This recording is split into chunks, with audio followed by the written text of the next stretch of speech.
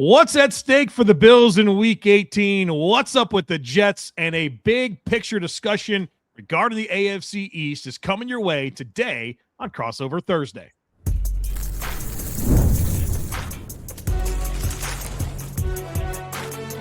You are Locked On NFL Crossover, part of the Locked On Podcast Network.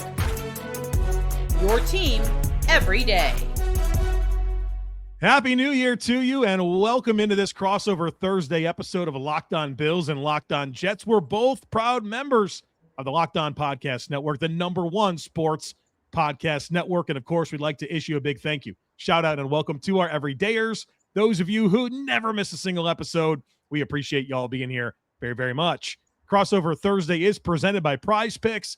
Download the Prize Picks app today and use code LOCKEDONNFL to get $50 in lineups after you play your first $5 lineup. I'm Joe Marino from Locked On Bills. That's John Butchko, the host of Locked On Jets. And we're here to talk Bills versus Jets, but we're also going to talk about the overall status of the AFC East. And we're going to do a super fun division draft to close out the podcast. John, welcome in. And I'm excited to have some fun with you here today on this episode. Joe, I will have a lot of fun with you in this episode, but it has not been a fun time for the New York Jets for the last 15 years, but particularly the last month of the season. Yeah, it's certainly been a choice, right? I mean, you trade away your best players, you're putting a UDFA quarterback out there with receivers that have been on the team for like just a few weeks. A lot of very significant talent is on injured reserve. It's not really about winning games right now for the Jets. It's the big picture piece of this and how they're going to leverage their assets moving forward to have better conversations when we're talking about Week 18 in future years. Absolutely. The Jets will enter this offseason with quite a bit of salary cap space. Most projections have them among the top 5 teams in terms of cap space heading into the offseason. And part of that is they unloaded a couple of big contracts at the deadline, Quinnen Williams and Sauce Gardner. Jets also have 2 first-round picks and 2 second-round picks this year as a result of those trades. And then next year, in the 2027 draft, the team will have 3 first-round picks. So the Jets have a lot of assets, but there's also a lot of work to be done. And while it doesn't matter much now whether the team wins or loses games, except in terms of draft positioning, the way the team has played the last month, even with the low expectations, has been startling. I mean, I'll go give you some of the stats. It's really unbelievable. I think over the last 40 years, the low watermark of the Jets franchise has generally been viewed as Rich Kotite's 2-year tenure from 1995 to 1996. The Jets' current point differential through 16 games is 1 point off from what the Jets did in 1996 under Rich Kotite. The Jets had the worst month of December in terms of point differential in NFL history. And they are the first team since 1972 to lose 4 straight games by 23 points plus. So even with the low standards, and look, this is a team starting a lot of players who don't belong on an NFL field. This team is starting a lot of players who were playing the second half of preseason games in August. But even by those standards, it's been shocking to see what the Jets have done the last 4 weeks. I mean, can I respectfully disagree? When you trade away your best players, when all your good players are on injured reserve, and you're talking about a roster that was lacking to begin with, I don't know. This is kind of what I saw coming once they started to let us know that's the direction here. And so I know there's a lot of conversation out there about Aaron Glenn, and I have questions about Aaron Glenn, but they're not new questions. They're questions that I had earlier in the season when he fired the punt returner, and to me, set a really weird precedent for a team that was, obviously trying to build something. You go out and you get mad at Rich Cimini for breaking news and being extremely rude to reporters in attendance that are asking questions and kind of getting sarcastic and say, well, if you have a question, ask Rich. To me, those are the things about Aaron Glenn that I take exception with. I don't think any head coach can get anything out of this football team right now. I mean, there's not getting a lot out of the team, and then there's doing things that haven't been done in over 50 years in the NFL. So I think, for me, it's about expectations, because we entered this season saying that this was not all going to be about wins and losses for the Jets, is that there was a path where you could feel good about this team, even if the record wasn't great. But I think on the same note, that also means it cuts both ways. All losses are not created equally. And it's not just that they're losing. I mean, it's just how lifeless the team looks. And there are even guys who have decent NFL track records who have regressed this season. I mean, it's not all practice squad players. It just looks like a team that's not capable of doing anything at a functional level in the NFL. And, you know, like I've watched a lot of bad Jets teams through the years. I've watched a lot of rosters that are terrible. I've never seen anything like this performance in the month of December. And I mean, I fully acknowledge that expectations are really low and that you can't expect this coaching staff to work miracles, but I can't get over how dreadful it's looked. I mean, there's like, I just think this is like a special type of awful that we've seen the last 4 weeks. And I would not have, if we were having this conversation a month ago, my view would be different, but I mean, it's just been unfathomable how bad they've been. Are you team let Aaron Glenn go? Should we be thinking about that? I think that if this is to continue, Aaron Glenn needs to present a clear vision of what's went wrong and how to fix it, because there are things that were going back to early in the season that were really troubling. I think that you look at the way the defensive scheme worked, they are very predictable when they blitz. I mean, the Jets have one of the highest blitz rates in the league, one of the lowest rates of getting free runners. I think that in many ways, the defensive scheme they were running was outdated. I think both the coordinators, when Steve Wilkes has already been fired, the defensive coordinator, they let him go a couple of weeks ago. Neither coordinator has looked like the type of coach that maximizes the players that they have. So, I think even before the trade deadline, there were real questions about this coaching staff. They started 0-7. There were lots of games where, they did not look like a professional team. I'm not saying that Aaron Glenn has to go, but I do think like we've reached the point where you can compare this with some of the other really bad coaching tenures that were one and done. And I think if this is to continue, there needs to be a frank discussion about whether Aaron Glenn really understands what's been the issue and how to fix it. I think it becomes very challenging if Aaron Glenn's one and done.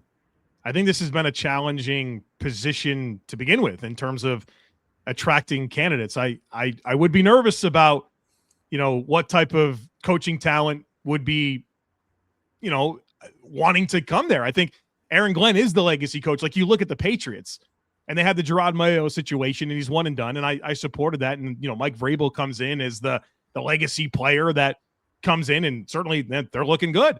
And it feels like the Jets are there. Like there's your legacy player that has that fiery mentality. And like, to me, there's got to be some type of commitment to seeing it through, or else this cycle of not ever being committed to a philosophy is going to result in perpetual disappointment and spinning your tires and never getting anywhere. So it feels like a complicated situation, but I guess the good news is that it's over on Sunday. From the Bills side of things, it's the last game at the stadium. And I don't know if the Jets and Jets fans feel that to the degree of Bills and Bills Mafia, because that's an important building for a lot of years in the community. And obviously the Buffalo Bills are such a big part of Western New York. And saying goodbye to that building will be tough. It's great that across the street's a beautiful new facility. But that's a huge storyline for this game. But also, how are the Bills going to approach it in terms of, well, they're going to be a wild card team. They're locked into the 5, 6, or 7 seed. Do they go out there and play, the starters? If they do, for how long? Like, what's the plan? And Sean McDermott spoke on Wednesday and really didn't give us much. Just taking it one day at a time, business as usual. We'll see how the week goes. So we'll be eagerly awaiting an idea of, what the Bills' plan is. But kind of back to your overview of the Jets, probably going to be difficult for the Bills to not come out of this game with a win, regardless of how much Josh Allen or James Cook or whoever we see on Sunday in this finale at Highmark Stadium. And I think for the Bills, we're also looking over the horizon. We're looking at the playoffs. I'm kind of interested what the perspective is in Buffalo. So I'm going to give you a glass half full theory on the Bills right now, and you can tell me whether, being an insider, this is right or wrong. I feel like going in to the playoffs as a wild card is not the worst thing in the world for the Bills. And the reason I say that is I think about, like, what would things be like right now if they were the 1 seed? And look, you would rather be the 1 seed. You'd rather have the bye. You'd rather have the 2 games at home. But the storyline of the entire AFC playoffs would be all the pressure that's on the Bills. That, there's no excuses now. Kansas City's gone. And I feel like the Bills are kind of flying under the radar right now. I feel like the AFC playoffs are wide open right now. This is not like last year. Going into last year, the perception, I think, was widely that one of three teams was coming out of the AFC. There were the three giants: Kansas City, Baltimore, Buffalo. This year, I think most people would agree that the AFC North winner is going to have a really tough time navigating the playoffs. You never know what happens. They will get the first game at home. Maybe you catch a higher seed on a bad day or something. But I think it's wide open this year. I think there are probably 6 teams that have a realistic path to the Super Bowl. It could come down to which quarterback gets hot and who better than Josh Allen. So that's my glass half full take on the Buffalo Bills right now heading into the playoffs. I'm interested in what you think on that. Yeah, it definitely feels good to have Josh Allen and a ton of playoff experience going into this postseason. I think it's probably the worst Bills team that we've seen since their glow up, right? In 2020, they became like this upper echelon team. I think during that span, this is the most efficient team for sure. And so that makes things a little bit cloudy. Plus, the Bills are going to have to go on the road. And under Sean McDermott in the playoffs, are 0-5 on the road. As a franchise, the Bills are 4-15 on the road. Now they're going to go win 3 road games, most likely, to get to the Super Bowl. And so while it feels wide open, and you do have Josh Allen and more experience than any other team, it does feel like you have the worst version of the Bills in a while, and you got to go do it all on a road. So I think that's just generally zooming out on the entire playoffs. I think it's going to be really fun. There's no kind of Philly felt inevitable last year. Like you said, Baltimore, Kansas City, Buffalo felt inevitable last year. Nothing feels inevitable this year, and that's why it'll be really fun to kind of see where this all goes. All right, John and I, in our next segment, we want to talk about the AFC East. The Patriots won it this year. What do we think about that? The Dolphins keeping Mike McDaniel? Tua? We'll get into that next. Folks, be sure to stick with us. Nobody knows your money goals better than you. Robinhood puts you in control of your money with tools that work as hard as you do. Locking in on every opening, beating your PR, beating it again, channel that drive into your money. Robinhood puts you in control of your money, trade, stocks, and ETFs, options, futures, and crypto all in one platform. You can now build and execute your own trades from a desktop with Robinhood Legends Advanced Tools, or take advantage of the new Robinhood strategies with a tailored portfolio managed by a team of experts. You expect more from yourself, expect more from your money. Get started today at Robinhood.com/yourmoney. Again, that's Robinhood.com/yourmoney. Your money, your move. All right, welcome back, everybody. John Butchko of Locked On Jets, Joe Marino from Locked On Bills. We're going to talk a little AFC East here in this segment, and then stick with us. The segment 3 is going to be fun. John and I are going to do a division draft building an AFC East lineup out of only, AFC East players. So that'll be fun here in segment 3. But before we get there, let's talk about this AFC East. And John, the Bills' 5-year reign on top of this thing is over. The Patriots win the division this year. And, obviously that's a disappointing thing for the Bills and Bills Mafia. But as the Jets guy, what's the outlook here? Your thoughts on this Patriots glow up? Are they a real contender? Where you at? Well, I think that the Jets perspective is probably similar to the Bills and Dolphins perspective. We were hoping after the Patriots dominated the division for the better part of 2 decades that maybe they'd spend some time in the cellar of the division. And for a couple of years, that's how it looked. I'll be honest with you, and maybe this is my bias. I thought the Patriots would be the disappointing team of the season. There's always that one team that gets hyped up before the year. They make all the flashy offseason moves, and they never quite deliver. Jets fans know this well because frequently it's the Jets. Been very impressive. And I think more than anything, it shows you that just when you think that you have the NFL figured out, something happens that you aren't expecting. I remember, I think it was back in August, we did a show with all 4 AFC East hosts, and I'm pretty sure it was unanimous that the only way the Bills would not win the division is if something happened to Josh Allen. I think you always look at the quarterback head coach combo, and Patriots, obviously Drake Maye playing at a super high level, and Mike Vrabel has come in and served to be a big upgrade over Gerard Mayo. And, I think a lot of Jets fans have looked at the Gerard Mayo model where Mayo was a former player, Aaron Glenn's a former player, maybe Glenn should be one and done. As you mentioned in the first segment, I think the one challenge with if you get rid of Aaron Glenn is there's no Mike Vrabel out there right now for the Jets. It's been a really impressive run for the Patriots. Now, I think the question is, how do they handle the postseason? We were talking a little bit in the first segment about the Bills and the AFC playoff race. the thing about the playoffs this year in the AFC, there are 6 teams that I think have a realistic path to the Super Bowl, but really the only 2 teams that are battle tested in the playoffs are Buffalo and to a lesser extent Houston, who have at least won a playoff game the last 2 seasons. So playoffs are, a different test. The Patriots had a great season. I don't think you can take away anything from what they've done. I think they will look back on 2025 as a success, but things only get harder from here. And, I think you look next year, there's a question, can you sustain it? I think that's one of the things that sets the great teams in this league apart from the teams that aren't. You see a lot that some teams like catch lightning in a bottle for a year, but that next year, they can't quite capture the same magic. Maybe some guys get egos. They want bigger roles on the team. Sometimes the schedule is just tougher. I think that, we don't know the staying power the Patriots have. Now, I like their chances with Drake Maye the way he's playing, but I think what New England's done is very impressive, but the question is, first of all, can they carry this through the playoffs? And second of all, next year, can they maintain this level of play, or do they fall back to being like a 9-10 win wildcard team? Yeah, I think you make a great point there, John, and do it again. That's definitely a big test for so many teams, and we see that go so many different ways. And obviously Drake Maye looks really good, man. Like that, the do it again, you're looking at Drake Maye and maybe an infrastructure that's not even quite ideal for him, where I think there are some opportunities with the offensive line, running back depth, even at receiver, where I think that there's opportunities to get better. And they have quite a bit at their disposal in terms of resources. And certainly on the defensive side of the football, they can get more dynamic with their edge rusher. They probably need another linebacker. And so they got a lot of resources to get those things taken care of. And, Mike Vrabel is a coach that's been a winner in the league. It's not like, he's never had to deliver counter punches before. He's done that, right? So I think they have a good chance to be around for a while. We want to see it for sure.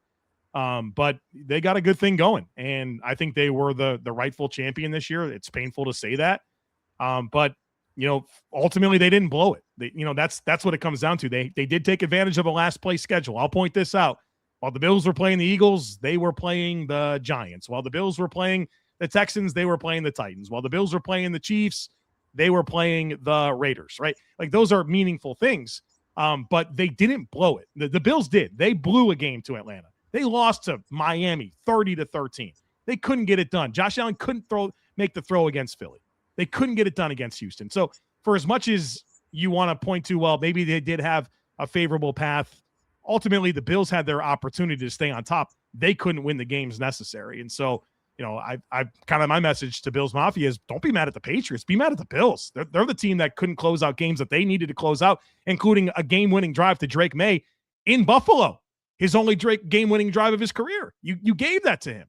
And so, that's where my mind goes. And so, to me, they win it this year, but it's this year. And there's a part of me that hopes the Bills get a chance to play them in the postseason, because it's one thing to, win the division. But if someone in your division bounces you in the playoffs, well, I think those bragging rights are a little better. Absolutely. And I will say one thing that impressed me with New England, and I mentioned this last week, the Jets played the Patriots. So I did the crossover show with Nick Cattles of Locked On Patriots. I thought they had a great response to the game that they lost against the Buffalo Bills. They went down to Baltimore and had a comeback win on Sunday Night Football. And that was I think that's one of the early signs, one of the early tests, because I think when you're a new team and you get on a little bit of a roll, that's a great time in the NFL. Yeah. And it feels like nothing can go wrong. Big game against Buffalo. They jump out to the big lead. The Bills come back. And I had a big question about, would that be the sort of thing that would send them on a downward spiral? And I thought they had a big gut check win the next week, which was really significant, because if they lose that game to Baltimore, I mean, they're going to beat the Jets in week 17, but I think that there would be a lot of questions about this team entering the playoffs. I think that win against the Ravens kind of quieted what would have been some of the issues that would be swirling around the team. Is Drake Maye the MVP? I think he should be. I think he would get my vote. Is it for you? Is it a Stafford Maye conversation? Yeah, and I think that the way I don't think you should judge it solely based on the way players finish, because it is an 18-week season with 17 games. But I think that the way the Rams finished, that loss to Atlanta is stuck in my head right now for the Rams. So I think those would be the top two. But at this point, I think I'd probably go Maye. It's going to be tough to say that the quarterback of a 6 seed, right, is going to be the NFL MVP. Everybody was ready to crown them, right? The Rams, man, they're going to win the Super Bowl. And then they played the next 5 weeks and went 2-3 or whatever. And it really kind of felt like it tossed a wet blanket over that situation. So I think it's probably going to be Drake Maye at 23 years old. But maybe there's a legacy component to Stafford. We'll see how the voters go. I mean, last year Josh Allen won it, but Lamar was the first team All-Pro. So we'll be eagerly awaiting where that lands. Let's talk a little bit about Miami. Chris Greer gone at general manager. It feels like Tua's on the way out. It doesn't necessarily feel like Mike McDaniel's for sure going to be gone. Where are you at on Miami? Like, what's your outlook on them? I just feel like they had a window and it's closed. I was really high on them 2 years ago, and it's easy to forget that right around this time of year, like at the end of the season, they were in the running for the 1 seed that year, and they got blown out by Baltimore. I remember they suffered some injuries on defense. I think they lost to the Bills with the AFC East title on the line the last week of the season. And then they went out pretty early against Kansas City. And I just always felt like that team was built for like a very specific window. They made the trade for Tyreek Hill. You knew that there would be a shelf life. And I think Mike McDaniel to me also seems like the coach who might have a shelf life. I think he was probably the perfect fit for that team after Brian Flores, both because that team really did not have an offensive identity under Flores. And I always felt like Brian Flores was never as bad as like a lot of people made him out to be. But one of his issues was clearly he couldn't figure out the offensive side of the ball. I mean, they were going through offensive coordinators year after year after year. And, I think most people around Miami would tell you, he drove the players hard. And I think that Mike McDaniel coming in with his offensive infrastructure and a bit of a more laid back attitude was probably the perfect fit for that team at that point in time when he was hired. But, you hear all the stories about what's happened in Miami since then. Maybe they've gone a little bit too far at the other side of the pendulum, the lack of discipline. I think the infrastructure around Tua has kind of crumbled, and Tua is the sort of quarterback who I don't think can succeed without everything around him being perfect. I think if everything's around him perfect, he can play at a really high level. He can drive your offense to really good things, as we saw during the best days of the McDaniel era. But I don't know. I just feel like the whole thing's over. I've jokingly referred to this year as the Mike McDaniel farewell tour. And I don't know if they're going to keep him. I mean, I don't think you can keep him just from the standpoint. I've seen this play out with the Jets over and over, where you have the GM and the head coach on different timelines. Don't like that. Yeah. It's like the new GM's going to come in and he's going to like view this as like a multi-year reset. And Mike McDaniel, I mean, you'd have to assume he's got to get results now to keep his job going forward. And I've seen this fail over and over with the Jets. If I were Miami, I would not do this, but as a division rival, I kind of hope they do. Yeah. I'm with you. I hope they stick with Mike McDaniel as a division rival. And especially with not only transitioning a general manager, but also looking like you're going to transition at quarterback. Don't do half, right? You should do it all. And I also think that Mike McDaniel's made enough mistakes, whether that's game day management, but like just maybe from as an administrative component, where it's very difficult to reinvent yourself. And I just don't know if it's going to happen in Miami. So as a rival fan, keep McDaniel. But if I'm thinking, just with my brain, I feel like they should probably just flush it and go in a new direction. All right, coming up next, the division draft that we promised. This should be a lot of fun. So, folks, be sure to stick with us. This episode is brought to you by Prize Picks. Whether you're starting a new routine or jumping into player projections for the first time, trying something new can feel like a challenge. But with Prize Picks, it's always good to be right. With high-pressure football matchups every weekend and elite hoops action almost every night, the action never slows down, and Prize Picks lets you stay in control. Prize Picks is the daily fantasy app that makes watching sports even more exciting by letting you build lineups based on player projections. No drafts, no waiting. Just pick more or less and play your way. Getting started on Prize Picks is simple.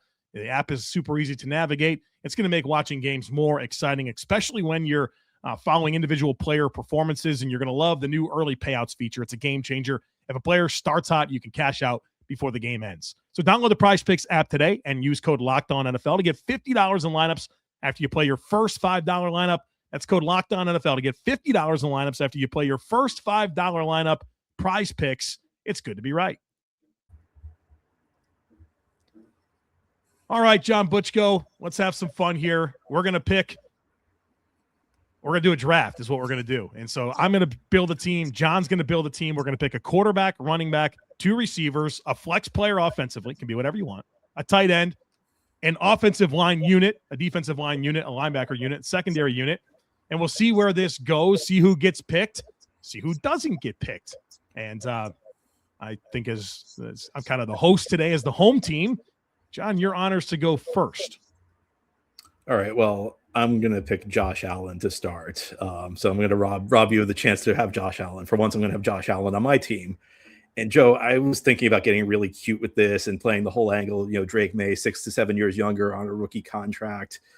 But it's best to not overthink this. Josh Allen right now, I think, is the best quarterback in the NFL. I think if you put a decent roster around him, you have a chance to to go to the Super Bowl. As we discussed a little bit earlier, it applies to the Patriots. It also applies to Drake Maye. I think he will stay at the top of the league. If I had to guess, I think he would, but it's a question of will he fall back a little bit next year? There have been quarterbacks who have had a big year or two who maybe peaked then and then regressed a little bit going forward, even if they remain quality starting quarterbacks. It's a question, is really going forward. I think Drake Maye is going to still be elite. I know Josh Allen will still be elite. So I have Josh Allen at number 1 overall. Figured you were going to do that. I was ready. I was ready for that to be the case. Now there's strategy involved with this, because now you're not going to pick another quarterback, so I can just wait and get Drake Maye later on. So we're not going to do that right now. I'm going to go to a position group that I think is really deficient across this division, and I got to get Garrett Wilson. I got to get Garrett Wilson, wide receiver from the Jets. Filling out these receiver cores is going to be challenging, and I know this year, obviously not for Garrett Wilson ideal with the new system and the quarterbacks. He's a good football player. And there's a reason they didn't trade him. I'm happy to get him as my wide receiver 1.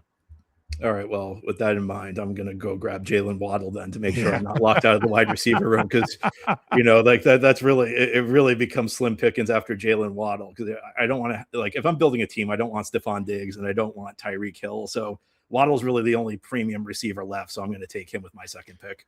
Yeah, I think that's a smart move by you, because I was picking Jaylen Waddle next. If you did not.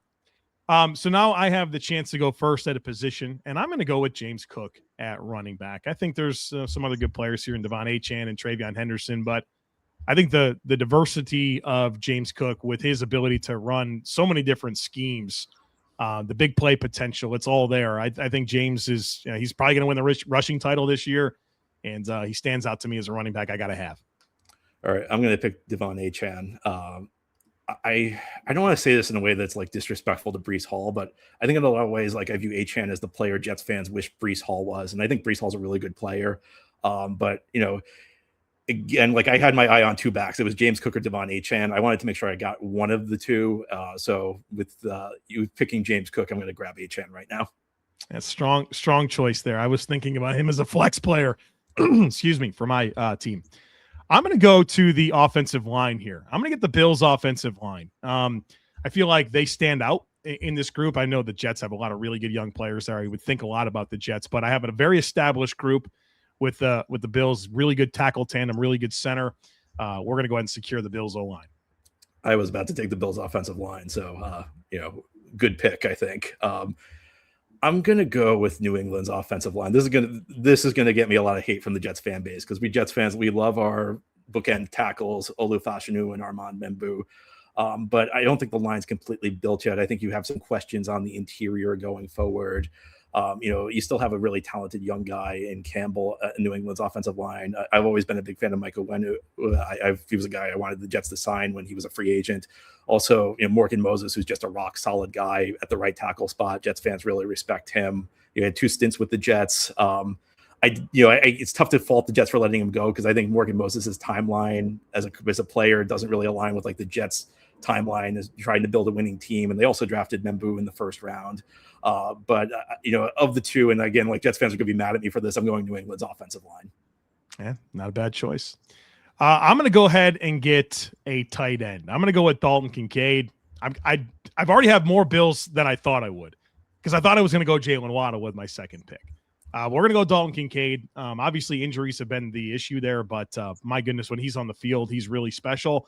The Bills' splits with and without Kincaid this year are pretty significant, and the skill set as a pass catcher is really dynamic. So we're going to go ahead and get that piece to add to James Cook and Garrett Wilson as part of our weapons. All right, well, I'll match you tight end for tight end, because I pretty much, it was a toss-up for me between Kincaid and Hunter Henry. And the real difference here, as I said earlier that, I almost went Drake Maye because he's young, but I felt like Josh Allen had so much over Maye that I couldn't justify Maye. For me, the difference between Kincaid and Henry really was age. I leaned towards Kincaid just because he's a little bit younger, but I think Hunter Henry has developed into a really solid all-around tight end. So he's my next pick. All right. I was thinking about adding him for a 12 personnel in my flex, but that's no longer on the board. I think I'm going to go Khalil Shakir with my next pick. I need another receiver here. Really dynamic yards after catch player. I think there's a lot more to his game than maybe the Bills give him a chance to do. Some more down the field, middle of the field type work. But I think he's one of the best yards after catch players in the league. There's a toughness component. He blocks. We'll add him to be our wide receiver too. Am I only allowed one quarterback? Because I feel like we're at the point where you're getting a little too cute by not picking Drake Maye. So maybe I would say that you're. Am I allowed to grab him as my backup right now? You're missing an opportunity. If I pick a tight end, you should not pick a tight end. When I picked a running back, you should have waited on the running back. I would say that was maybe a strategy. But you could pick them as the flex. So I could. You're right. I could. I'm going to go to the New England secondary. I really think they have a lot of good pieces there. Christian Gonzalez, Carlton Davis. I like their safeties. I think that of the defensive units in this division, that's probably my favorite. So I'm going to start building my defense out. All right. I'm going to get a linebacker core. I'm going to go with the Dolphins linebackers. I think Jordan Brooks is the best linebacker in the division. They not a whole lot else besides him. They have Willie Gay and Tyrell Dotson, but I think it's about that singular piece for me, and I want Jordan Brooks, so we're going to go ahead and snag him to he's the face of the linebacker situation. I thought about the Jets. I still like Sherwood and Quincy Williams, but I think Jordan Brooks is one of the best linebackers in the league, so I want to go ahead and get him. All right, I'm going to take Breece Hall as my flex. And, when everything I said about H.N., that's not a knock on Breece Hall. I think Breece Hall is, if he's used correctly, if he's your third or fourth option on offense and you use him as a guy who gets the ball in space and you use him to try and produce explosive plays, he's a guy who could be really dynamic. I think the Jets have misused him this year. They've kind of viewed him as a volume runner between the tackles rather than a guy you try and get outside and a guy you utilize in the passing game. But I'm going to hire a better offensive coordinator than the Jets have, and we're going to get more out of him. I like that a lot, especially with H.N. as your running back. You could put Hall as your running back and H.N. as your flex. Have a lot of versatility there. So I love that. Okay. I have a chance to pick the first defensive line. I'm stuck between the Bills or the Patriots when it comes to D-line. If they're healthy, you get Milton Williams if you're the Patriots. But you also get Ed Oliver if you're the Bills. I think I'm going to go with the Bills defensive line. Rousseau, Ed Oliver, Daquan Jones, Joey Bosa, some young players in TJ Sanders and Deion Walker. I think they have a little bit more depth where maybe the high end of Barmore, Williams is nice. I like the depth that I get with the Bills D-line. The only other option then for me is to take the Patriots defensive line. I mean, I think on paper you can make a case for the Jets. Will McDonald had 10.5 sacks last year, 8 sacks this season. Jermaine Johnson went to a Pro Bowl 2 years ago. Defensive tackles, Harrison Phillips has been a solid player for a long time. Jawan Briggs is developing, but the Jets have not gotten great play out of the two defensive ends this year. McDonald has 8 sacks, but 6 of the 8 sacks came in 2 games. There have been a lot of games where he's just disappeared. He has 7 games with either 0 or 1 tackles. And Jermaine Johnson hasn't looked the same player off the Achilles injury. So I'm going New England's defensive line. I think you mentioned the rationale for them. So that'll be my pick on the D-line. Want to give me a flex player here offensively? We're going to go TreVeyon Henderson from the New England Patriots, a speed running back. We got James Cook and TreVeyon Henderson. One of those is going to play a little bit in the slot. I'll tell you that. So little pony backfield here situation with what we're building in Henderson and Cook. And I think Henderson's got a good chance to be is there an all rookie team? If there is, I think he's got a good chance to be the running back. All right, I'm going to go Jets linebackers. It's not been a great year for the Jets linebackers, so this is more reputation. Quincy Williams has had a really rough year. I think part of it might be just being in the new system. I think part of it might be just everything that's going wrong around him on the Jets defense. But Quincy Williams does have a first-team All-Pro nod 2 years ago. Jamie Sherwood's had kind of a disappointing year off a new contract, but I think of late his play has gotten better. He's been really solid against the run. So I think that's where I'm going linebacker. I'll take the Bills secondary. You get Christian Benford, who's a stud. Cole Bishop's a good-looking young safety. Max Harrison is a first-round pick that, since he's been healthy, has come in and played really well. Some younger pieces as well, but that's kind of what you're pointing to. And I think Benford's one of the best corners in the league, and I love the potential of Harrison. So that'll be our choice here for secondary, with you already picking the Patriots. I think I only have a receiver spot to fill, and this becomes tough. Because, again, I'm not picking Stephon Diggs, and I'm not picking Tyreek Hill. So I guess I'm going to go Kayshon Boutte, who, a young guy. He's got 6 touchdowns this year. Maybe there's a little bit meat off the bone in terms of development. I don't love my options here, but I have to pick a second receiver, and so that's where I'm going. All right, and of course I take Drake Maye to be my quarterback. So Mr. Irrelevant, Mr. Irrelevant, yeah, here the NFL MVP, right? All right, so I'll give you the 2 rosters that were built in the YouTube channels. Let us know which one you like better. John Butchko has assembled this: quarterback Josh Allen, running back Devon Achane, wide receiver Jaylen Waddle, wide receiver Kayshon Boutte, flex player Breece Hall, tight end Hunter Henry, Patriots offensive line, Patriots defensive line, Jets linebackers, and Patriots secondary. I have Drake Maye at quarterback, James Cook at running back, Garrett Wilson at receiver, Khalil Shakir is another receiver, flex player Travion Henderson, tight end Dalton Kincaid, Bills O-line, Bills D-line, Dolphins linebackers, and Bills secondary. Well, John, this was fun. And I know that this will be an interesting game that will ultimately be played in Week 18. And the next time the Jets come to Buffalo, it'll be in a new stadium. So that'll be interesting for our next crossover discussion. But thanks for a great conversation today. I'm glad we were able to kind of get off course from the typical crossovers and have some fun here as we bring in the new year and end the season here in some ways for some teams. So, John, thanks for hopping on, and Happy New Year. Happy New Year. All right, everybody. Thanks for being here. As always, we kindly ask that you share, subscribe, rate, and review. Have a great rest of your day. We look forward to catching up with you again real soon.